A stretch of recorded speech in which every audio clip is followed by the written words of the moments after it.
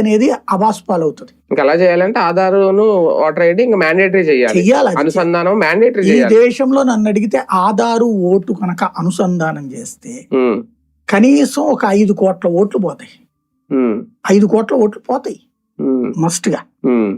ఇంకోటి ఒక స్టేట్ కి వీళ్ళ కోఆర్డినేషన్ ఎక్కడ ఉంది? అసలు ఒక నియోజకవర్గానికి కోఆర్డినేషన్ ఉండి సావాలి వీళ్ళకి.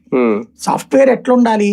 ఇప్పుడు నేను నా పేరుతో ఇక్కడ సో ఉంది, మా తండ్రి పేరు, ఇవన్నీ లెక్క ఉన్నాయి, ఇవన్నీ ఉన్నాయి కదా నీకు డీటెయిల్స్.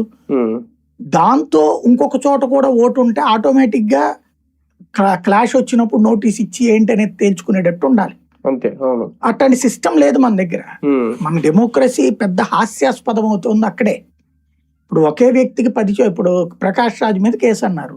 ఎంత కామెడీ అది! 4 చోట్ల ఓట్లు ఉన్నాయి. ఎందుకు? అతను 4 చోట్ల ఉన్నాడు కాబట్టి ఉన్న చోట అతను బాధ్యత గల పౌరుడుగా ఓటు తీసుకున్నాడు. పాత తీసేయమని చెప్తే తీయంది ఎవరు?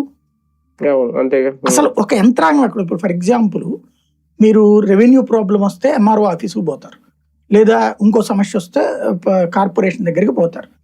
ఎన్నికల సంఘం ఆఫీస్ మన ఊళ్ళో ఎక్కడ ఉంటుంది? ఉండదు కదా. మనం ఓటు తీయమని ఎవరిని అడగాలి? రెవెన్యూ వాళ్ళ దగ్గరికి వెళ్ళి అడగాలి. వాళ్ళు చూద్దాంలే అంటారు. వాడికి ఉన్న పనులే 1,00,000. ఈ పనులు యాడ్ చేస్తారు. ఎన్నికల సంఘానికి రాష్ట్ర ఆఫీస్ ఒకటే ఉంటది. వాళ్ళకేం ఊరు ఆఫీసర్లు ఉండరు. ఎలక్షన్స్ టైంలో ఈ ఆఫీసర్లు వస్తారు.